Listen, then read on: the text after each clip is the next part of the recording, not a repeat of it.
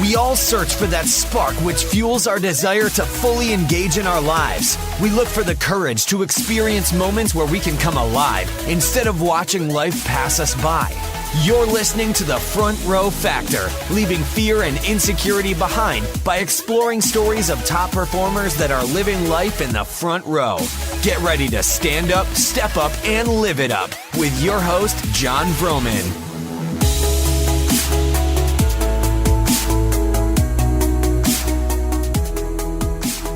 Hey, Front Row family, John Vroman here. I'm super excited that you're with me today because I'm talking to the Chris Ducker, author of Virtual Freedom, How to Work with Virtual Staff to Buy More Time, Become More Productive, and Build Your Dream Business. Now, before I get into his intro, some exciting things going on that I can't wait to share with you. Number one, our Speaker Trainer Experience live event, those dates will be revealed soon. The last two times we've had this, it is sold out. If you are a speaker, a trainer, a facilitator, or want to be one, go to speakertrainerexperience.com. There's a short video, there's info, and you can join the waitlist to be notified when those dates open up. Also, our Dad's Retreat.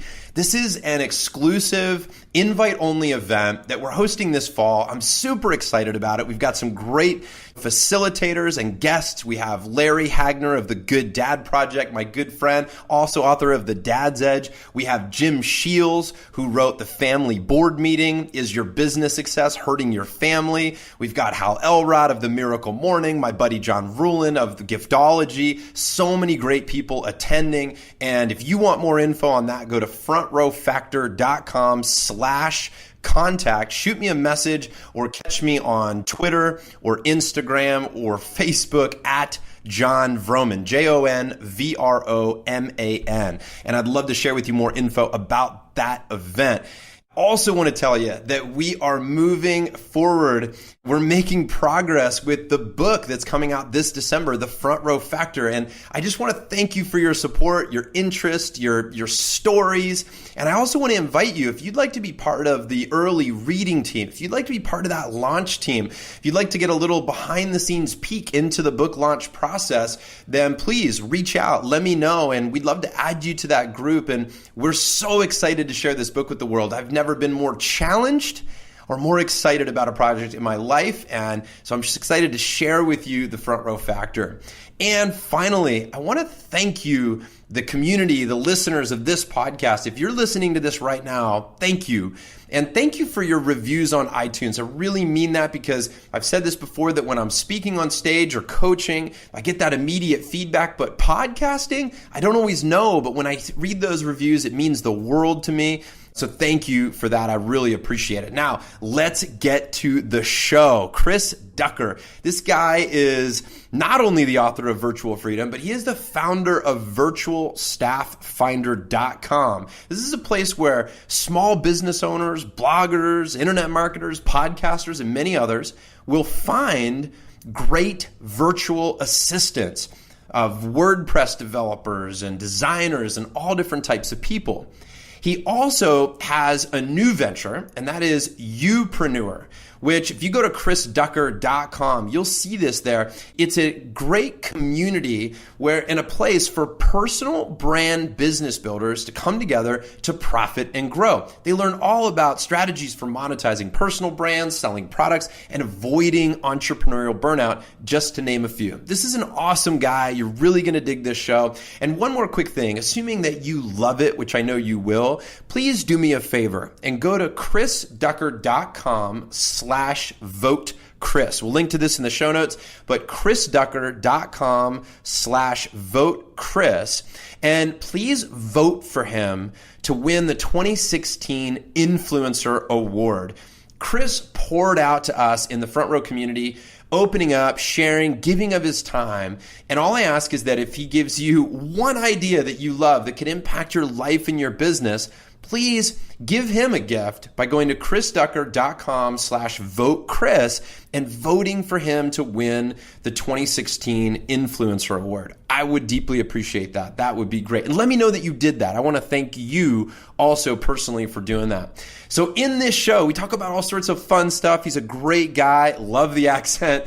We talk about all sorts of fun stuff like the biggest value bomb that was dropped on Chris this year so far, the importance of having a personal brand and how you might think about that in versus, let's say, having no personal brand and focusing on a company brand that might be, as some would argue, more scalable. He has got a great thought around that. We talk about how Chris stays focused throughout the day. We get into his back row to front row story, which is one huge decision that was essential for his growth. And for fun, I ask him which NBA game, which he's a huge fan of the NBA, would he most want to sit front row for. It's a blast. Ladies and gentlemen, enjoy my chat with none other than Chris Ducker. All right, ladies and gentlemen, I'm here with Chris Ducker. What's up, Chris? Hey, thanks for having me, man. How you doing? I'm excellent. I'm so appreciative of your time. I am holding your book in my hand, which I am so grateful that you wrote, Virtual Freedom. I knew I'd meet the person that bought it. That's right, the one person. Hold on, man. There's 737 other raving reviews on Amazon, people that agree with me. So bravo to you for so much of what you've brought to the world and helping people to free up their lives so that they can do the things that they were born to do and let others do the things they were born to do. I just really appreciate you. That's what it's all about at the end of the day. Absolutely. Chris, dude, let's start with a little bit of a highlight reel. This is a brag session, just 60 seconds or so of like, what's good in your world right now? What are you lit up by? What excites you these days? Oh, the one thing that's really getting me going every day right now is my Youpreneur community. We launched in September. And it's a community, online community. We have learning workshops and courses and exclusive content and all that sort of stuff. But the guts of this community is our private forums inside. And every day, personal brand entrepreneurs such as authors, speakers, coaches, consultants, experts of any variety are coming together to learn how to build a true long-term, profitable, successful business based around their personal brand. And it's just something I've been wanting to do for a few years. We finally pulled the trigger last September. It's going great. We've got over 500 people in there now, and they are interacting. They're keeping each other accountable. They're showing support. They're giving feedback. They're asking questions. And every day I get up, I get stuck into the forums for a while. And it's just great to see everybody moving the needle in their own businesses, whilst at the same time helping everybody else do exactly the same as well. So that really is consuming me right now and probably will be like that through to the end of the year. But we've also just opened up the doors to tickets for Tropical Think Tank 2017 as well, which is the annual mastermind conference that I hold here in the Philippines every year, which always sells out. It's always a great time. We bring in world-class speakers from all around the world to come and share their insights. But again, it's more than just the speakers. It's about the people that are there. It's the masterminding. It's the relationship building and all the rest of it. So those two things right there, they just get me going when it comes to work right now. I just love it. That's awesome, Chris. I will tell you that we were chatting before we went live about Tropical Think Tank, and my buddy Hal was there, Nicole, and yes, Azul, who I'm working with for my book. Oh. Yeah. So I had multiple people texting, Skyping, and calling from your event and just raving about it. So that's awesome, man. I feel like, and you and I are new friends, but what I've watched from afar is you are excellent at building community. You're really good at that, of bringing people together and allowing them to, in fact, I've heard you say this about that a lot of the value in these events is the community and the people that are there.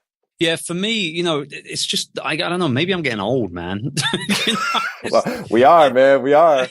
It is inevitable at the end of the day. No, I just, as I've kind of grown with my career I've been an entrepreneur 14 years now, I'll be 15 years at the end of the year. And particularly the last 5 years or so, I've really come to a very, very clear distinction and become acutely aware of the fact that having the right kind of relationships with the right kind of people not only makes everything more easy, right? Makes just things easy across the board or easier, but it also makes a hell of a lot more fun. Absolutely. When you're doing whatever you're doing, whoever you're doing it for. And so, relationships for me have always been the biggest, most single important part of my business philosophy, and they always will be. And so, when I get the opportunity to put on these events and build these communities and bring people together, that's the stuff that really just energizes me. It excites me, quite frankly, and I enjoy doing it. When you meet somebody, Chris, at an event, do you have a criteria, or how do you determine whether you really want to continue to connect with somebody or not? How much of that is based on gut reaction? How much time do you give it to say, hey, this is a person I'd like to invest with, and maybe this is a person that we're not destined to be great friends and connect here? Do you have a process for that? I mean, no, I don't think there's a process. I mean, I think if you had a process in place for something like that, it would be incredibly fake and might even be construed to be a little bit, strange, I guess, to a certain degree. I mean, my whole deal is, I've been in the sales and the marketing business since I was 17 years old. I dropped out of college and went straight into the sales game. And I guess I've just been blessed to be equipped with an incredibly sensitive BS device where I can just smell it. I can tell when someone's just massaging my earlobes because they want to get something out of me. Or, likewise, on the flip side of that coin, I can tell if somebody's being very true and very transparent and honest. And so there's no real criteria per se for me to turn around and say, that's a person that I'd like to get to know a little bit better. I think it is a gut instinct type thing. Yeah. But, once that Spidey sense kicks in and I get an eerie feeling about whatever it is, I tend to stay away because, I got enough friends. I don't need more friends. Right. What I need are relationships that will enable me to further the relationships, the businesses, the lifestyles, the focuses for the people that I surround myself with. Just the other day, I had a friend of mine that's back in London that's thinking of buying a property over there. And he said, I really don't know where to start looking in this particular area of London. He said, I just wish I knew somebody who knew the area well. And boom, boom, boom, 20 seconds later, I'm sending him an email introducing him to a friend that I've known since, the early, mid-90s. So, I mean, for me, it's about relationships and it's about doing the right things for the right reasons and for the right people. And so, yeah, I guess it would be easier if I had a criteria, but it might be a little easier, but I guess you just follow gut. I mean, we do, don't we? Right? Like that. I think that's where our kind of like our animal kind of type tendencies take over. And we do rely on that fight or flight sort of type of scenario. And I think that, following your gut will very rarely let you down. Like if you think about all the times where you've made mistakes and things have caught up with you and there's been errors down in place because of decisions that you've made, 9 times out of 10, it's because you said the word yes rather than the word no, right. I've always felt that if you were to, close your eyes and ask yourself the question, you'll get a true answer right away. Your gut will guide you. And then oftentimes right after that, within seconds, your logic kicks in and you start trying to reason why that may or may not be true. But your gut reaction, that 1 second of feeling, absolutely can guide you. It's in so many ways. Speaking of making decisions, you have built quite a few incredible businesses and communities over time. You have Virtual Staff Finder, which is incredible. Mm-hmm. How did you decide to do the Youpreneur project, or whatever you would call that, the Youpreneur community, versus pouring energy into one thing or another topic and expanding that? How did you decide to branch out, if you will, or expand to the Youpreneur? Well, I mean, I'm a big believer of diversification across the board. So whether it's a portfolio, or whether it's a collection of properties, or whether it's a business entities, opportunities that come your way, et cetera, et cetera. The other businesses that I own and operate, I truly just really own nowadays. I don't really do a whole lot of operations.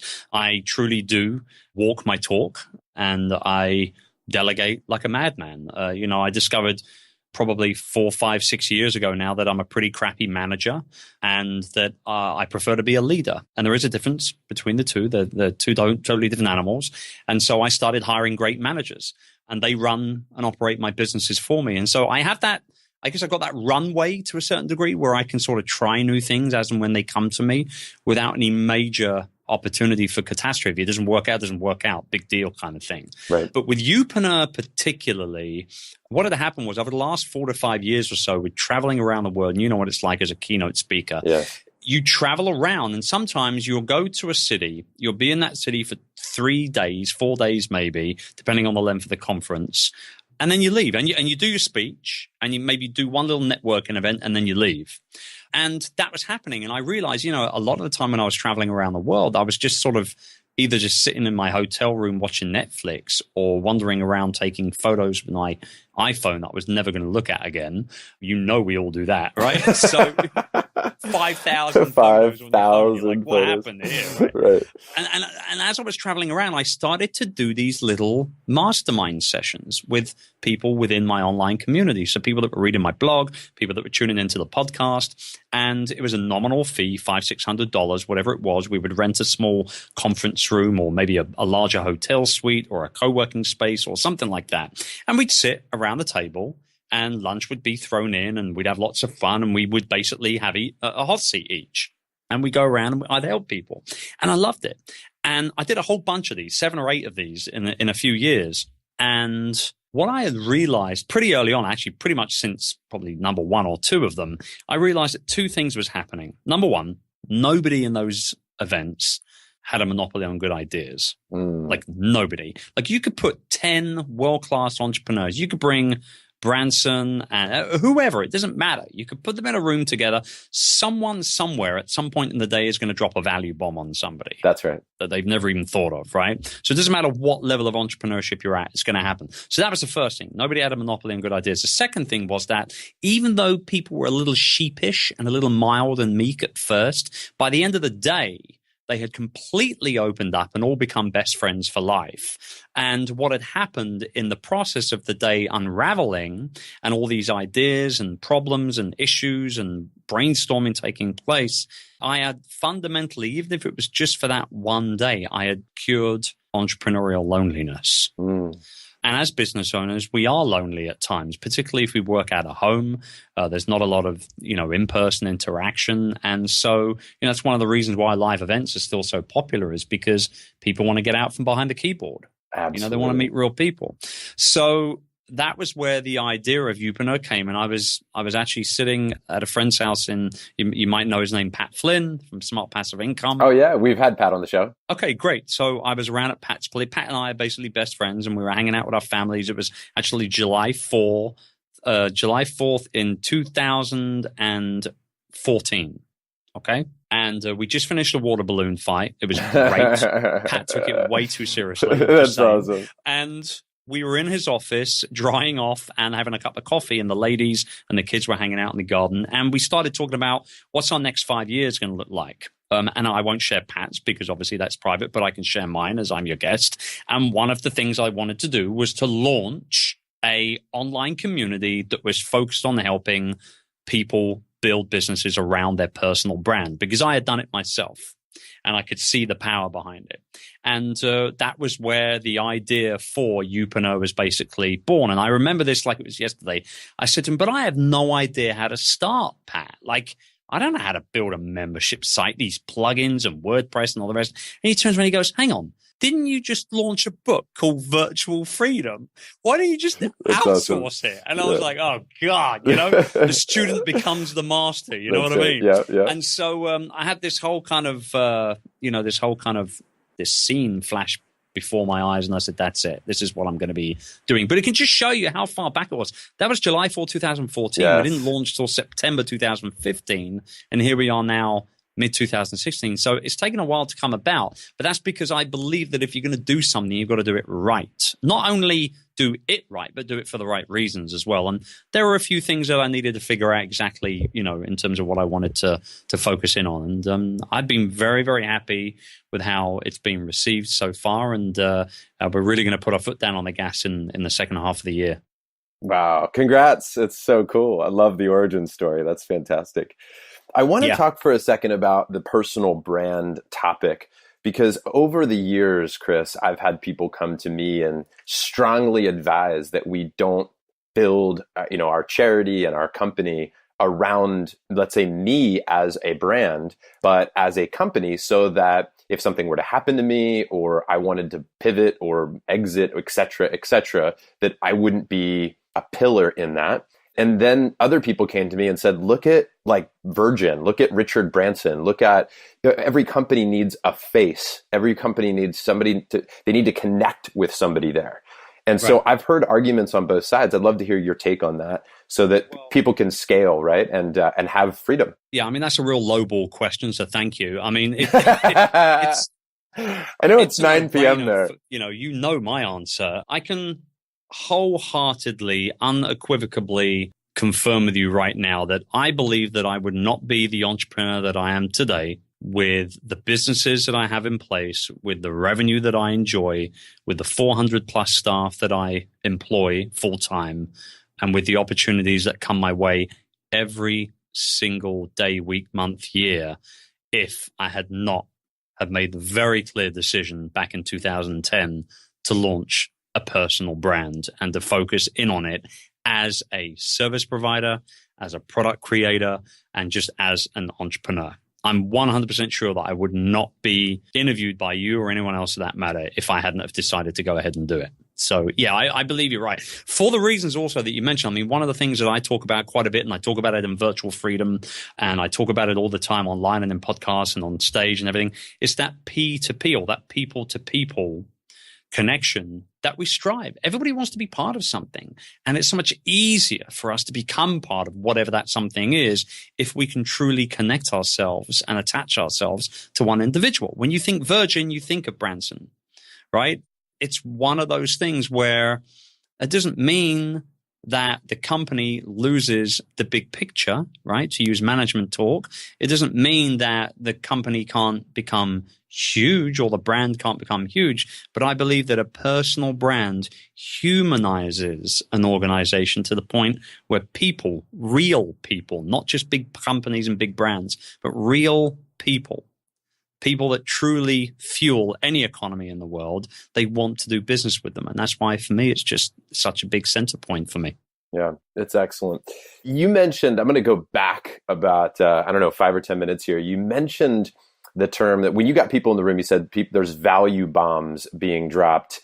And my question for you, Chris, is this year, let's say 2016, what's been one of the bigger value bombs dropped on you? What's been an aha or a breakthrough for you this year so far?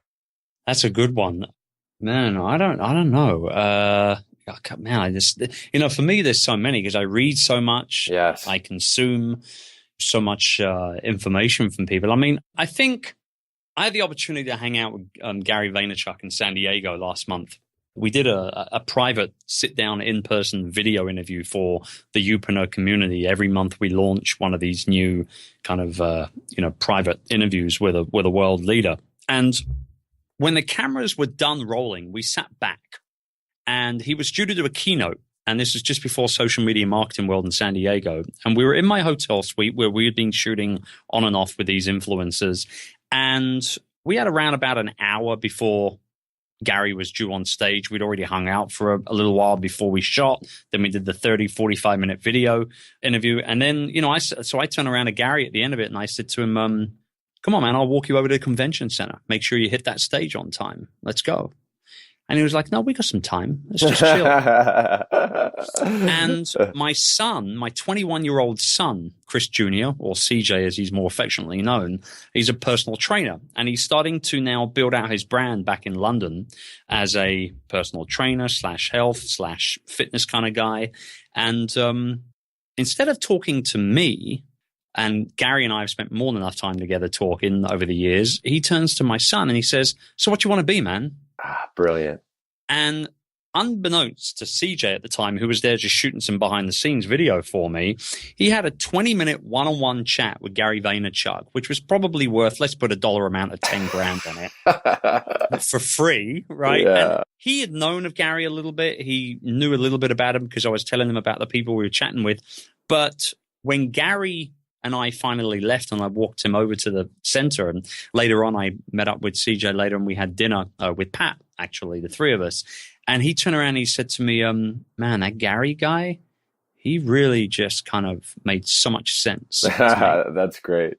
So for me, the value bomb in that is not helping somebody. It's not making sense for somebody or, an up and comer or whatever. It was the fact that somebody like Gary that doesn't stop moving all day long from the moment he wakes up, the moment he goes to sleep at night, he doesn't stop. And for him to just turn around and say, no, let's just chill out for a bit. That for me has got me thinking more about how I'm chilling out personally. And just having those 20 minutes where you're just sitting there and you're not looking at the phone and you're not plugged in and you're just talking and you're just interacting. Yeah. And he, CJ probably doesn't know it right now, but 10 years from now, he'll remember that conversation and probably 2 or 3 sentences from it. I wish I could have filmed it. I should have in hindsight. Bottom line is that humility and that ability to be able to completely unplug yourself from a world where you really do need to be plugged in pretty much all the time, particularly if you're Gary Vee. That taught me quite a bit, actually. So a very long-winded answer, but I hope it gives you some context. I think it's great, Chris. How do you relax and recharge? How do you get that space currently? I exercise every single morning. I'm on the cross trainer every morning. I do yoga 3 times a week with my wife. She's a yoga instructor. Oh, that's great. Mine too. Yeah. Oh, cool. Okay. So you know what it's like to live with somebody who's consistently in stretchy pants. And, yes. And whenever you get stressed out or you get pissed about something or something, and she can see it. And then you see her looking at you and she'll say something like, darling, you must get more balance, or you must, all this kind of stuff. Oh my God, enough with the namaste thing. Come on already. But no, I mean, obviously I respect the practice of yoga. Otherwise I wouldn't do it. But no, I mean, I tend to just, I listen to music. I'm a big music fan, blues mostly. And I just make sure that I step away regularly, throughout the course of the day. And above and beyond everything else is nothing more that I enjoy any better than just hanging out with my kids. My kids, particularly my youngest, Charlie, he's going to be 8 later on in the year. And, he's kind of part-time Harry Potter, part-time Jedi Master. And we have a lot of fun with each other. That's great. I love it. Very, very cool. What problem, Chris, do you most want to solve in the world? Wow. I think in terms of problem that I would like to solve, but probably am not equipped to do it. I know I'm not equipped to do it really, would be back pain. I had very seriously that it's jokeable, but there is a serious point to it. I'm not laughing at your pain for sure, man. I've had it. I know. Yeah. So 2012. I had an L5S1 spinal fusion procedure. It was 6.5 hours on the damn operating table, 6 months recovery. It was brutal, to say the least. I'm back, pun intended, obviously, and feel great and everything now. But there were times, and there are still times every now and then I might get the odd, flare up where I've been maybe pushing myself a little too hard. I've maybe cut back on the exercise and enjoyed one too many donuts and things like that. Just in general, entrepreneurs just don't take care of the health. They do a really crappy job of it, quite frankly. Yeah. And it took me having to go through back surgery like that to really snap out of it and start taking some very serious care of myself. So, I mean, in terms of a bigger problem, I mean, I'm just a sucker for anything to do with children. I sponsor I think we're up to 27 or something of children that we sponsor, me and my wife, here in the Philippines for school and things like that. And the idea of a child going without food, without education, without clothes, without love and smothering just breaks my heart into a gazillion pieces. Yeah. I just can't help it, man. I'm a real wimp when it comes to anything to do with children. I will go to a party and I'll play with the kids rather than the adults. You know what I mean? I'm that dude. Yep. So if I could do anything to help kids that are less fortunate than my own, that's where we focus. And actually, one of the things we do with Youpreneur, and I don't use this as a sales pitch or anything like that, but one of the things that we do with Youpreneur is 10% of all monthly revenue from youpreneur.com goes towards the Pencils of Promise organization. Excellent. And building schools and putting literacy, plans in place and things like that. And it's something I don't scream from the rafters. A lot of people have done that online and everything. And, we just make our contributions and we just help out, and it is what it is. I love what Adam's done there with his team. It's incredible. Incredible. Yeah. Incredible absolutely. dude. great organization. I've had the chance to sit and speak with many people from this organization, and they're just, man, what a great team. Just Absolutely. A very solid, heartfelt bunch of people. They're fantastic.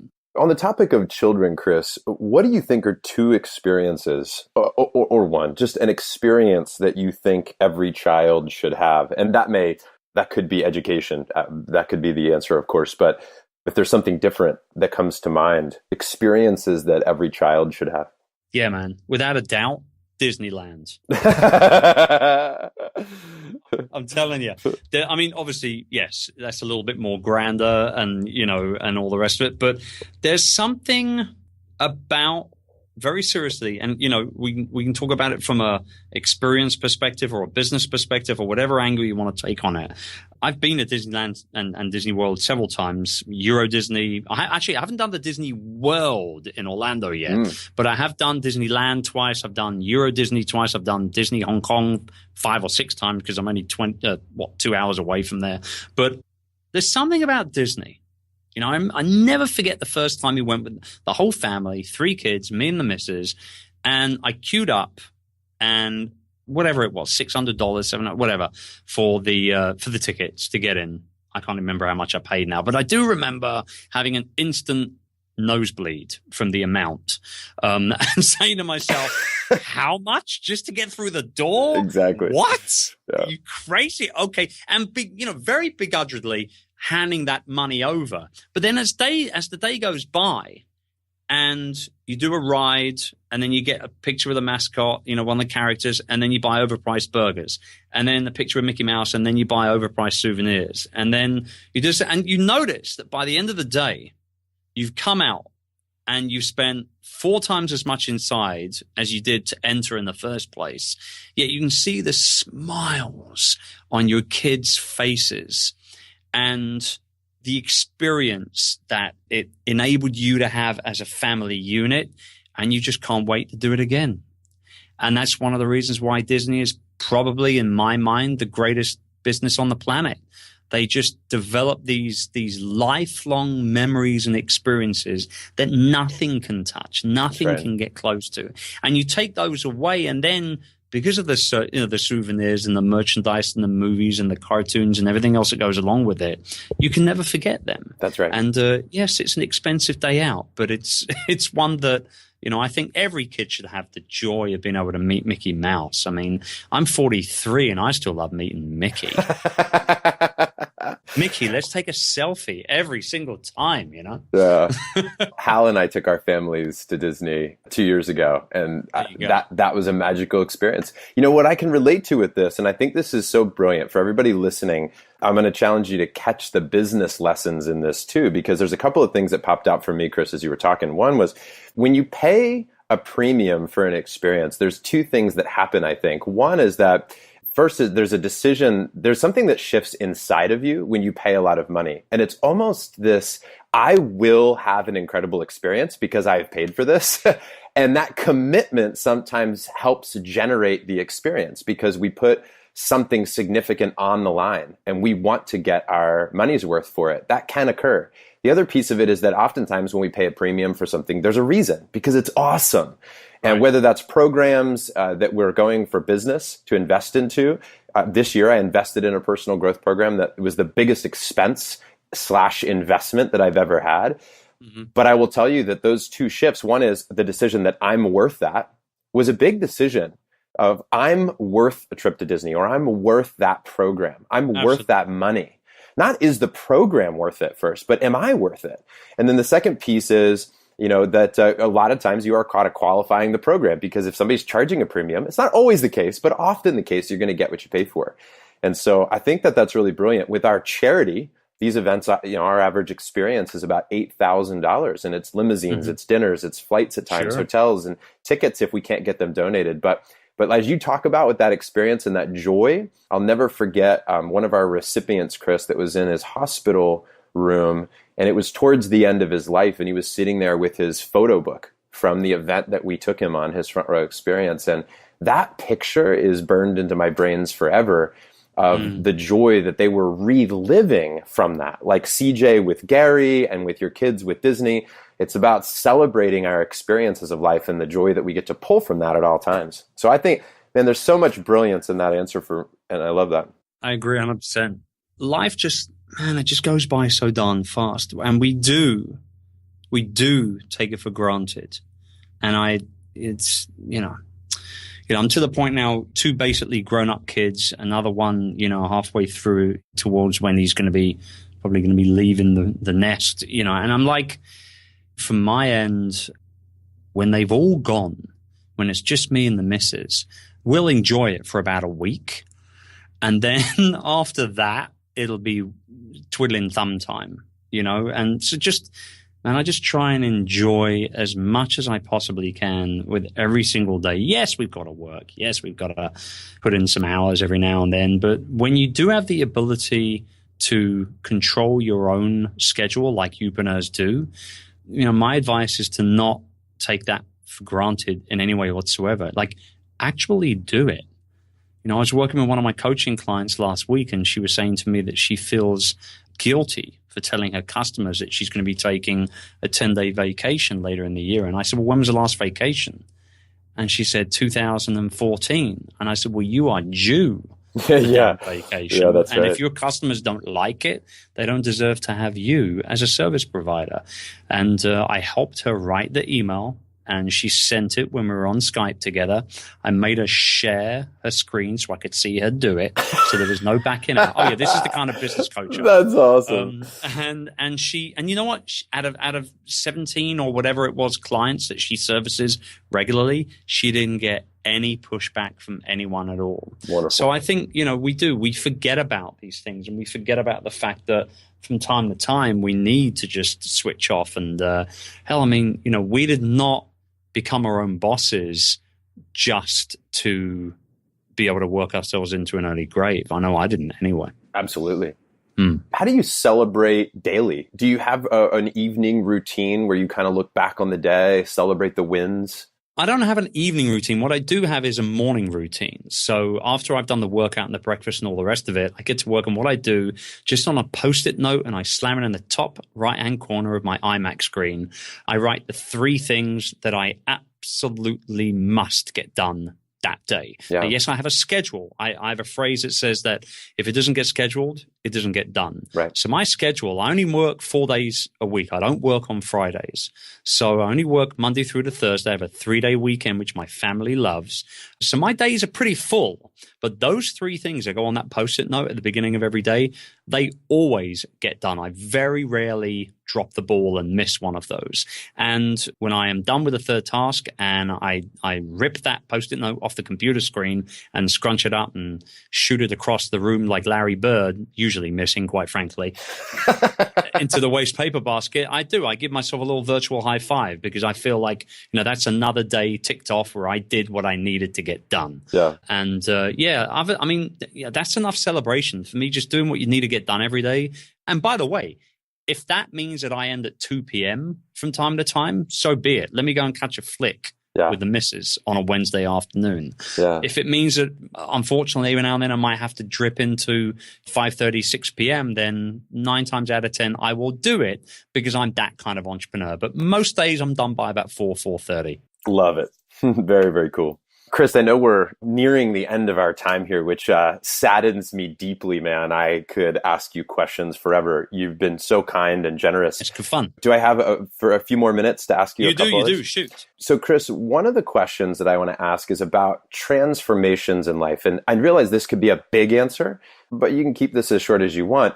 But in your world of becoming an entrepreneur, and I think you said, since when did you jump into the entrepreneurial space? Yeah, 2002. So it's coming up on 15 years. Yeah. So in that time span, can you think of either a moment or a period of time when you went from what we would call in our community the back row to the front row? And simply what we mean by that is when you made a decision to step up to something.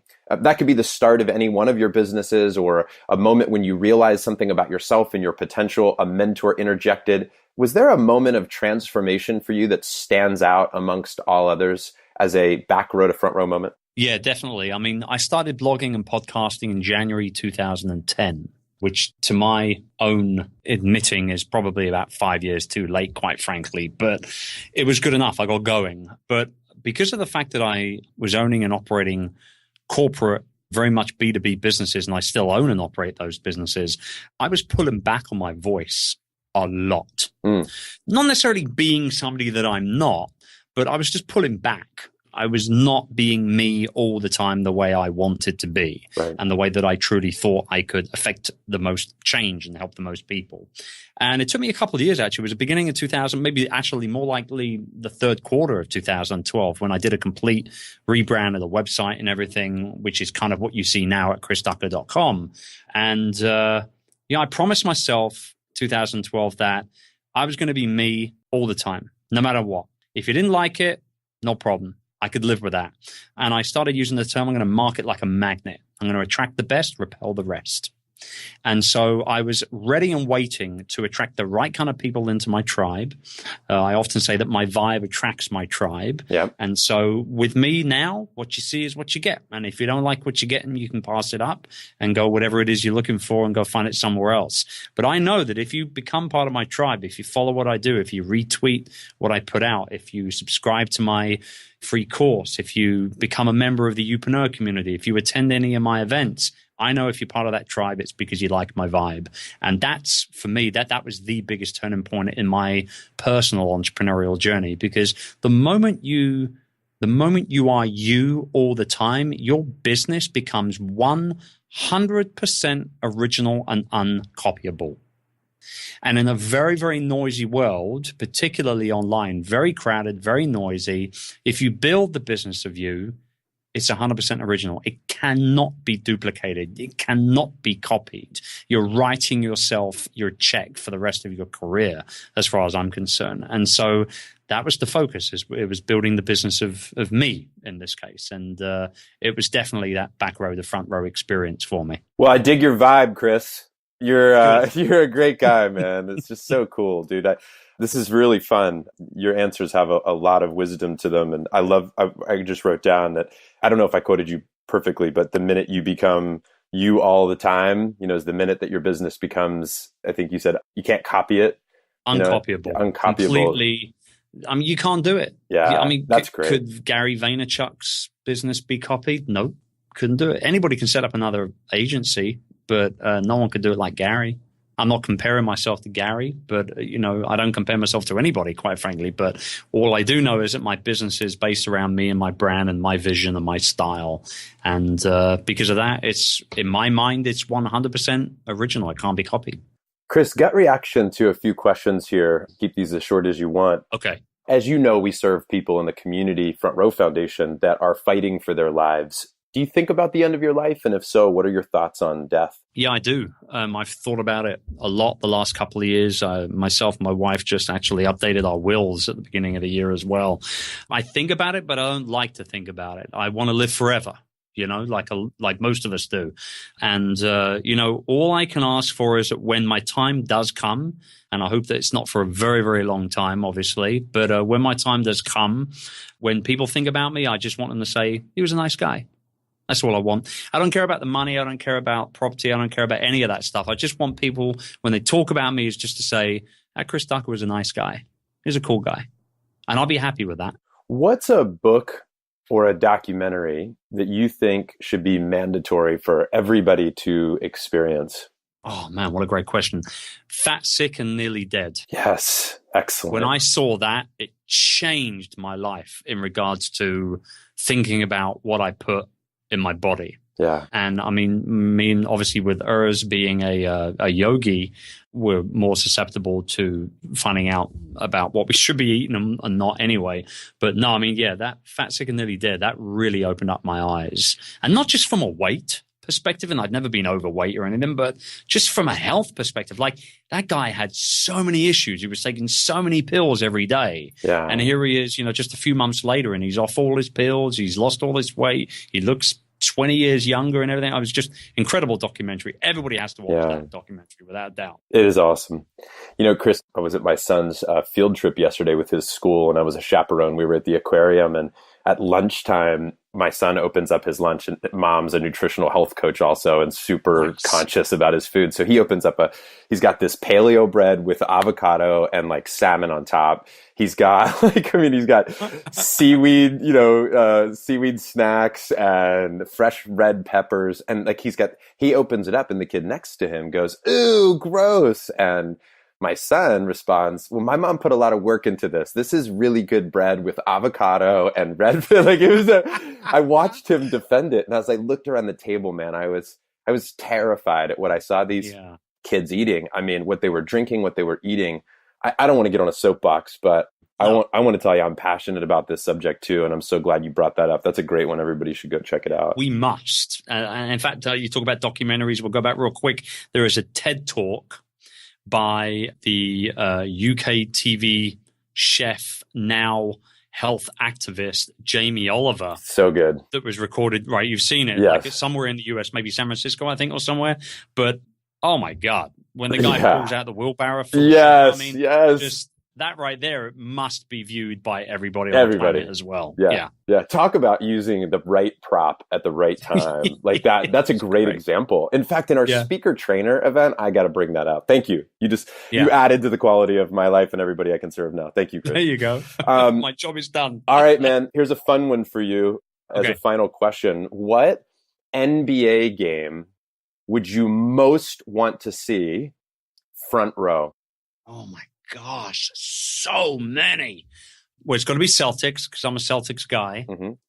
I'm thinking it's got to be, I believe it was the playoff games against the Pistons at the Garden, 87-ish, maybe 88, 87. I think it was 87, where they're down by like 1 point with 3 seconds left. Isaiah puts the ball in. He messes up.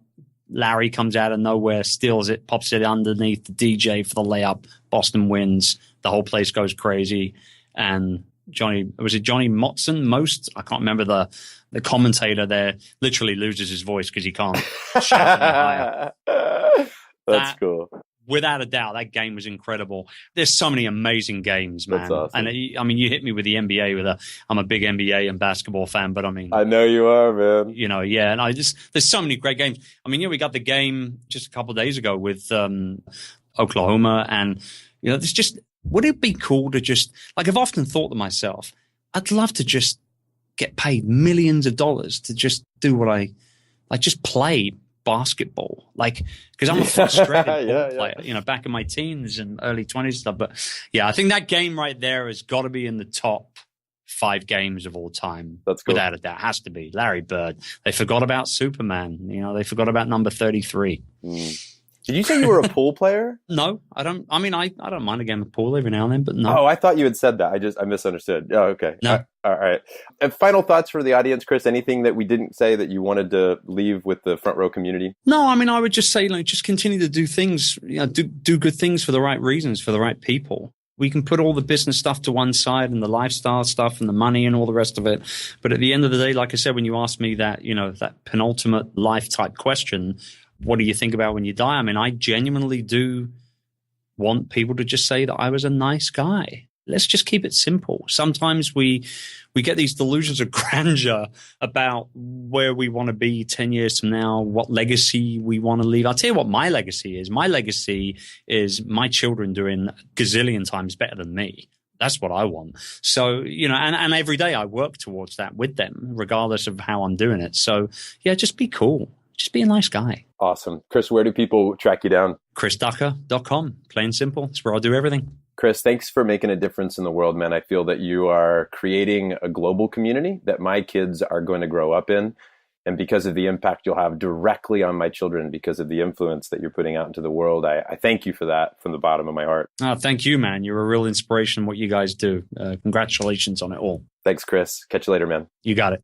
All right, everybody, that's it for today. Thanks for listening. Make sure to check out chrisducker.com/vote-Chris. He poured his heart out today. He gave us great value. Let's thank him by voting for him for 2016 Influencer of the Year, chrisducker.com/vote-Chris. Just take Take 2 seconds and go do that right now. Also, Chris's encore episode is out in a couple of days. That is awesome Q&A from members of our community. We ask him this time around what it means to quote unquote hire for the role, not the task. We ask him about the magic of the 3 lists to freedom. And if you are building a team, you want this. Also, we get into advice for scaling up while maintaining quality, and who in his life asks the best questions and what questions are those.